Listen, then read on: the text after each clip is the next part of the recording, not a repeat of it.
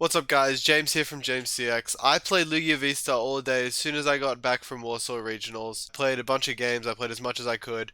Here are the best games, the most interesting situations that I found in all those games that I played that I think you can learn from, especially if you're just picking up Lugia like I was earlier today. This is stuff I wish I knew. So, yeah, I hope you enjoy the video guys. Alright guys, so here's the list that I played throughout this video. I play differently throughout the day, so there might be some changes in some of the games, but this is the main idea. Yeah, so if you don't know, the idea of Lugia is that you use the Lugia, use the V-Star, you get Archeops into play, and use the Archeops to turbo out energies from your whole deck to use all your attackers, a range of attackers like Radiant Zard and Yveltal. Yeah, so onto the games, guys. So on to the first game here, we're going to be playing Lugia. We're against Regis, which is going to be a really important matchup in this set, in the new meta. And we're starting in the middle of the game here. So this game was really interesting for showing game planning and efficiency and some sequencing as well that I think you guys can learn from. So one of Regis' main strategies in this matchup is going for this Blizzard Bind. Yeah, we're just going to be firing off money here. Don't want to be playing Serena because the money draws more, so that's going to be the best tier. Playing Quick Ball, we're sort of just thinning the deck here. Nothing we can get. We've already filled our bench, so the mana fee isn't worth thinking about. And we've already gone through so many of our energies, and we've already gone through so much of the game that we're actually completely winning here. We just need to attack twice and then we'll win. But it gets more interesting than that. And the Blizzard Bind is definitely really important for them. If you play this matchup, even if this matchup was closer, especially the Blizzard Bind is like brutal, and it's one of their best matchups. So playing more energies is definitely one of the ways to beat Regis, because yeah, their Blizzard Bind is super strong against you when you don't have a way to retreat. Your one prize Pokemon is super important to get around the Blizzard Bind, like potentially using the Archeops. It can get knocked out as well, so it's definitely not perfect. Energies get discarded just as fast with that. But yeah, he's going to be going probably for a Regidrago attack. We'll see. The game really what I wanted to talk about really starts in the next turn, because I end up making a really big error here. He gets his Giant Fangs off, kills our Yveltal, going to Lugia. Yeah, so here, I just want to use Marnie instead of thinning my deck or anything. It's super important, but the thing to note here is that I should have used the Archeops before going into my Marnie and my draw cards. And this is something you should do every single time. I get played this game at the beginning of the day, and this is something that for the rest of the day when I played with Lugia, this is something I always kept in mind. It's something I think you should keep in mind. Yeah, you can draw energies, and energies are really bad cards for you to draw in just general in this deck. And also my game planning here. So I thought for a really long time there, we're on 2x speed. I usually never think for that long. And I realized that if I attach my Lugia, if my Lugia dies, then I'm in a really bad spot, because then I go Charizard, that dies, I don't have a way to attack, right? So, but if I attack the Archeops, there's actually nothing you can do, because if he kills my Lugia, then I can go into Zard, and then I can attack with Archeops afterwards. But yeah, if you attach to Lugia here, you instantly lose. You can't win. I don't have any energies left. I might have an energy prize, I don't know, but I don't think I do. So yeah, like, super important that I attach the Archeops here, and I really have to think about how I'm going to win this game, right? I'm not going to win this game by attacking with Lugia. If I go into Lugia, my Lugia is going to die, and then I have no shot. But, he attacks my Lugia, he doesn't kill it. I don't have to do anything. Here again, I'm in the winning position. I'm always winning this game in the long run. He has his boss in, they don't play boss, but he has a boss in. No, they don't play boss. He didn't have a boss in discard. But yeah, I knew at this point he had nowhere to gust. So I knew that going for this line, and if he ever kills me, my Charizard attacks. And then it goes. So I just sit here. He's losing on deck out. You can see my cards in deck. I'm at 21. He's at 10. He's losing on deck out. I'm going to make him kill me. The mana, if he's in play, there's nothing he can do. He can't spread. He can't do anything. And eventually he has to kill me. And then I can go freely into my Radiant Charizard. And again, if he doesn't attack the next turn, I don't have to attach his energy. I don't have a reason to. It's my last energy. I can always get out with Archeops. Turns out we have an energy prize, so we didn't really matter there. But yeah, he still has to do something. My Radiant Charizard can't attack next turn, and it can't attack on the path, but he still has to do something. He's decking out before me. He has to kill this Radiant Charizard, and the second he kills this Radiant Charizard, I can go into Archeops. The only thing I'm concerned about here is I was concerned about yeah, I don't know what I was concerned about here. I was concerned of getting boss stalled maybe, but that's why I didn't attach this energy to the Archeops. You definitely can. You're definitely free to attach the energy here, but I'm still thinking, like, I'm winning on deck out. There's no purpose in me doing anything. I'm thinking, like, the Regigigas can maybe kill my Archeops. I don't know. Like, I just got done sparse here. It doesn't really matter. But yeah, like, so yeah, the takeaways from this game, the sequencing, you really have to focus in. Use your Archeops first, always before your supporter. Well, not always, it's always situational, like maybe you really need to draw energy or something, like you have a situation like that. But usually if you have enough energies for the turn, then considering your following turns, you don't want to be drawing energies because they're bad cards to draw. So yeah, but then he's going to knock us out and we're going to get the final knockout with Archeops here, which is perfect. And yeah, I mean, we were ahead there, but definitely having to play that matchup, and that's how you have to play that matchup. But yeah, on to the next game. So on to the second game against Tina. We're looking at 3 games this video. So yeah, Giratina, we're starting at turn 2 where I have a really interesting decision. And yeah, and this just comes from a lot of what I've learned with this deck. It's yeah, so in this situation, I have a couple options. I could have used Lugia's first attack there to draw more because I'm only getting 1 Archeops here. With my VSTAR, which, you know, isn't great, isn't what you want to be doing. You want those extra Archeops. But I realize here that I have a strong enough hand. I've got boss, and like the thing with this format is decks do not wait around for you to have a good play. Like you cannot just sit there, you know, just doing what you feel like and expect to do, like to win these games. Like, I could have waited a turn, I could have, you know, discarded an Archeops, and I would have definitely got 2 Archeops on the next turn. But, like, other stuff could have happened. He would have also got an attack in on my Lugia, which, you know, he gets a belt on it and he's 2-shotting me. Or he just gets a Lugia down and I'm in or a Giratina down. He just gets a Giratina down. I'm in a rough spot if I have to, I mean, I have boss in this hand as well, so I could have killed it if I did go for that play, but like, other stuff could have happened, like, yeah, a belt or like a Snorlax comes down and then he's 2-shotting me, and I'm put in a much worse spot than if I just commit here, kill the Cramorant. I already have boss for a Giratina, so I've got plays I can make, and this deck, especially with the single prize options that you have, committing like this, yeah, sometimes you just gotta commit, and I think committing here was the right play. It ended up working out in this game. Especially considering I had boss in it. I have a gust effect in hand. I know my next turn's gonna be at least somewhat effective, even though I have a dead hand here. Which, you know, the effects could have been negated by using the first attack on that turn. But yeah. Also worth considering on this next turn.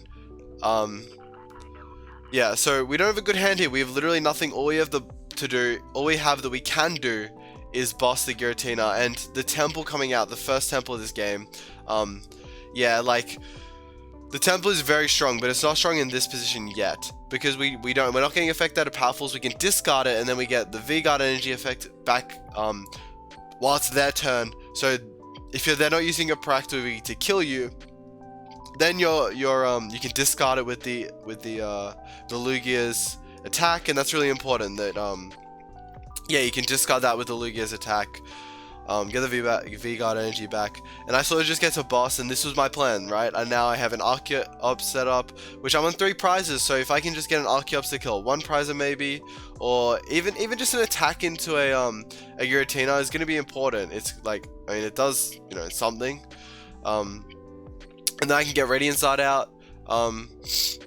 and I can start to set up other attackers potentially. I have this Ultra Ball for the next turn, so yeah, I have this Ultra Ball. I can get Radiant Zard, I can get another Lugia if I need that, which, you know, there's a good chance I will. So he's good, but we're gonna see he's playing the second temple, which, I mean, it definitely slows us down. It means that we can't really kill this Giratina and a Roxanne. Going to 3 prizes. An issue with the play we made is that we are going to 3 prizes very, very early, and, you know, we don't find anything here, so we're gonna have to see what we can do. If we can, you know, like, it looks like if he kills our Lugia here, we're gonna be in a terrible spot. I see this Roxanne, the second Roxanne goes, so there's no way it can be disrupted by that, and I draw the Ultra Ball. So at this point, I'm understanding, right, okay, next turn, I can Radiant Zard. I'm going to be able to discard this temple. If another temple doesn't come into play, I can kill a Giratina if it comes active and kills my Lugia. So in that situation, I'll be in a fine spot. I do make a mistake later, but yeah, I can discard this temple, and if he doesn't play another temple or a path or something like that, which is uncommon, like I'd be thinking 2 temple for Giratina, pretty average. If he doesn't do that, yeah, then I'm just gonna win if he doesn't have a way to respond to what my hand is. And like also like even though I know he has double Roxanne gone, he can still be playing another disruption card. You don't know. He's already playing double temple. He could be playing more disruption. You don't know. So I kind of want to disincentivize his disruption, because if he plays a Marnie here or like a third Roxanne or like a Palpad, maybe it'd probably be a Marnie. That kind of hurts him as well, just as much as it hurts me. Especially considering I have a small hand and I didn't play anything. So he can't really have a read on my hand here. He does play the temple, the third temple actually, so he can start my win on this turn. I almost make a massive mistake here. But I have the right idea. So here I understand that an Archeops attack, not really cutting it. Because if I go for an Archeops attack, even if I attach to my Lugia, like, I hit him for, well, 150 here. And then I go into my Lugia. If I can't find the extra energy on the next turn, it's not like a guaranteed win. I might have to Crobat, I might have to do other stuff, like, things can happen. Here I make a mistake. I should have attached to my Lugia for sure. I should have definitely attached with my Archeops to my Lugia, because I leave it open to a boss next turn. I leave my Archeops open to a boss. But the play I'm going to make is not attacking with the Archeops. I'm going to be attacking with the Lugia's first attack, because I absolutely need to just set up. All I need to do is just get cards in my hand so I can set up my Radiant Zard play. It's literally all I have to do. I just have to draw a Stadium Bump, and then I'm good. I got the Ultra Ball. I have the Archeops ability if my Archeops doesn't die, which is, I'm sort of just thinking my Archeops isn't going to die. Like, is the Giratina deck, he's playing High Temple. He's probably playing Serena over Boss. It makes more sense. At this point, it helps his early game as well if he is playing that. Here I just have game. I managed to find the Radiant Zard and the energy to get through and win this game. But yeah, like, needing to game plan and really considering my win conditions out. I'm on 2 prizes. Radiant Zard wins me the game. So punching with an Archeops isn't really helping me get to my win condition, but drawing cards with Lugia is helping me further get to my win condition, more so than, yeah, just a small attack with an Archeops. So that'll be the second game against Giratina. I think a lot of takeaways from that. But yeah, on to the third game against another Lost Zone deck. Alright, on to the third game. It's going to be against Giratina again. And yeah, this game, pretty interesting. A few key decisions, a few things I want to talk about. So here, we get 2 Archeops in the discard pile, like an absolutely perfect turn 1. And that's why we're going to be starting this game. Our opponent just starting off their flower selectings. But yeah, here, as the Lost Zone player, it depends what you're playing in your deck. If you're playing Snorlax, you really want to get a Cram attack into the Lugia so you can 2-shot it with the Snorlax. That's something I think might start popping up in Giratina decks, if you're wondering, is potentially Snorlax. But yeah, but that's a question for another day. Here we're talking about Lugia and how Lugia plays. And yeah, so here we have Serena in our hand. Serena can be used. It's an incredibly versatile card, and it makes this deck so much better and, yeah, more interesting. So yeah, we're going to be starting here, and so we see our opponent, they have Lumineon on board, we have Serena, and we can get 2 Aerodactyls, not Aerodactyls, Archeops into play on the next turn, with our VSTAR guarantee. That always happens. We can attack with our Radiant Zard if that stays inactive, but we are going to get our Lugia Escape Rope into, and he's going to go into Cram right here. So here, I have a Marnie hand, and so I have 2 decisions here. I could go for Marnie. It reduces their 6-card hand down to 4. It also kills their main attack. It kills their Cramorant. But the thing I'm seeing from my opponent is that he's setting up Lumineon, or at least he attached to it once. He probably wants to attack with Lumineon, and attacking with Lumineon is going to be a really good play for him. And also, the thing is, against Giratina, the Marnie gains value over time. So in this, like, they have to play Chorus, like, basically turn off to turn to, like, you know, scale their Lost Zone.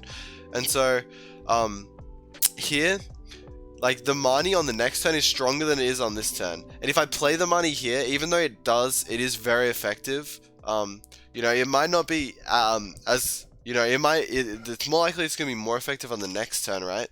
And then if I play money, then I probably won't have access to money on the next turn, and then he can build his hand again, and we might be in a tough situation from there if he can make, you know, big plays from that, like maybe a Snorlax here is sort of what I'm thinking is the worst case, is he attacks with a Snorlax.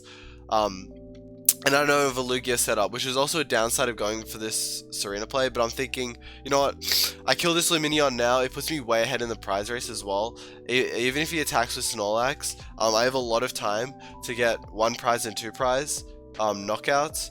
And my Radiant Dart isn't attacking for that much energy, so my energy as a resource is going to stay in my deck for a long time, so I can even have the opportunity to maybe use Yveltal in this game with the list I'm playing. So yeah, and then getting the Marnie off on a bigger hand, even if he goes for Snorlax, like that means he's got to set up Giratina on the next turn post Marnie, and his board's going to be kind of crippled. And here he only goes for a Spit instantly, he goes for a really weak play, and he basically just ends up with nothing here after his Marnie. His 10 card hand goes down to 4, he's got 2 Comfies to play, that's all he's got. He can set up like a Giratina, he can get another Cramorant down, but he's got to hit Rod for that. He has to hit a lot of pieces to get these strong plays together to ever mount a comeback with sort of Roxanne. Like, I'm going down to 3 here, he can Roxanne me this turn, so like he does have, if he can kill me in Roxanne, he can definitely do something. So I prepare for this a little bit by getting at least my V-Guard energy onto my Lugia, so that if it comes down to it next turn I get Roxanne, I at least have an attack card. I can at least do something, especially if I can evolve. Like, it might mean that because I have the V-Guard energy, it's lost impact or something, and then, you know, he's got lost energies, and maybe he has to do it again, and it just gets awkward if he can't use his Star Requiem, because his Star Requiem has to connect on this other Lugia. But here, he doesn't really have much of really anything. Leafeon going to the Lost Zone was very interesting. He is just a standard Giratina deck, but interesting tech. Maybe for the matchup, maybe not, who knows. But yeah, we have and we have a really good board setup here, so that even if we get Roxanne and, you know, our hand gets significant, like, obviously we don't get anything, that's sort of going to be his win con. Like, in a situation like this from your opponent's side and from your side, you should be thinking, okay, I'm winning this game. If Roxanne comes down, what's the worst case? Like, if I draw no cards, like, you basically just think of it as I draw no cards. Like, I mean, there's Archeops in my deck, there's Lugia VSTARs, well, that's actually a good draw. There's basics. If you draw nothing, what's gonna happen? He gets a Thornton play here, and yeah, we just have a really strong play with Lumineon, Serena. We just got to set it up, we got to do everything. You see I can go pretty fast for it here. Lumineon, check my Serenas in the deck. Gust up the Giratina. And the thing about Giratina, I learned this a lot about when playing Palkia, if you kill that Giratina, they're actually not like a Lost Zone box deck. Like, they actually lose so much, like, as like a part of their deck if you kill their Giratinas. And generally, like, they really struggle to come back from anything, from when they have 0 Giratinas in play. Like, they can attack with Cramorant, they can attack all this stuff, but it just isn't like this. They can attack with Sableye, but it isn't as good in Giratina because, like, they're kind of slow, and like, they have to do something behind it. The Sableye on its own is not going to carry them the game. It turns out he has Radiant Dart here, so he can kill my Lugia if he finds that fire energy. But he's going to get responded by Radiant Dart, so he's a lot to find. I'm thinking he can't Path, he can't Temple in the same turn, and he's going to end it off there. So yeah, let's take away from this video, and it was definitely interesting playing Lugia for the first time, getting stuck in. It was really, yeah, cool, and then definitely a lot of takeaways from this video. So try something new today. Yeah, this video definitely took a lot more effort than usual, so if you enjoy the content, yeah, drop drop a like, please comment, please let me know what you thought of this, if you like the more edited version of this, or if you like me just slamming games, giving my thoughts in a slower manner. I sped up the games here. Yeah, let me know what you think. So, but yeah, I'll see you guys in the next video.